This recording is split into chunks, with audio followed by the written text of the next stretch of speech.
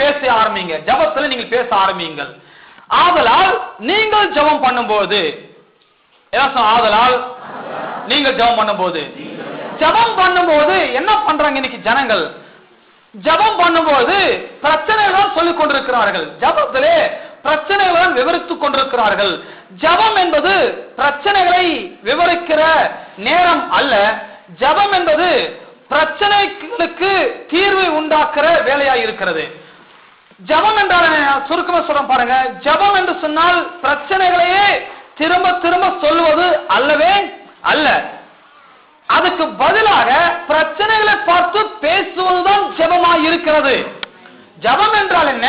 பிரச்சனையை பேசுவது ஜெபம் கிடையாது. எனக்கு வியாதி இருக்கிறது, என் நிலைமை இப்படி இருக்குது, வருமானம் கிடையாது, வேலை கிடையாது, ரொம்ப கஷ்டமா இருக்குது ஆண்டவரே, உமக்கு கண்ணில்லையா ஆண்டவரே, நீர் ஏதாவது செய்யக்கூடாது ஆண்டவரே, கொஞ்சமாச்சு இறக்கம் பாராட்டக்கூடாது ஆண்டவரேன்னு சொல்லி நிறைய பேர் ஜெபத்துல இப்படி பேசி புலம்பிக் கொண்டு இருப்பார்கள். இவங்க நினைக்கிறாங்க இப்படி புலம்புவதுதான் ஜெபம் என்று சொல்லி. ஜெபம் என்று சொன்னால் புலம்புவது கிடையாது.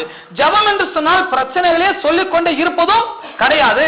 ஜெபம் என்றால் என்ன? ஜெபம் என்று சொன்னால் உங்கள் மலைகளை போன்று இருக்கிற பிரச்சனைகளை பார்த்து நீங்கள் பேச வேண்டும். மலையை போன்று இருக்கிற பிரச்சனையை பார்த்து பேசணும். வியாதி சில பேருக்கு மலை போன்று இருக்கும். இந்த வியாதி தான் வாழ்க்கையில எல்லா பிரச்சனையும் தடையா இருக்கும், எல்லா காரியங்களும் தடையா இருக்கும். அப்ப ஜெபத்துல என்ன செய்ய போறீங்க? வியாதியை விவரிக்க போறீங்களா? தேவையே கிடையாது. வியாதி தேவனுக்கு ஏற்கனவே தெரியும். உங்களுக்கு வியாதி இருக்குன்னு தெரியும், என்ன வியாதி அவருக்கு நல்லாவே தெரியும். இந்த வியாதிக்கு தீர்வை உண்டு பண்ணிவிட்டார் அவர்.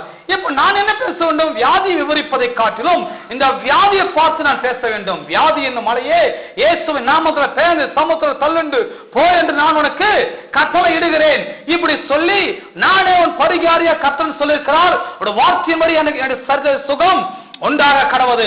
அவர் தழுவுகளால் நான் இப்போது சுகமாகிறேன்.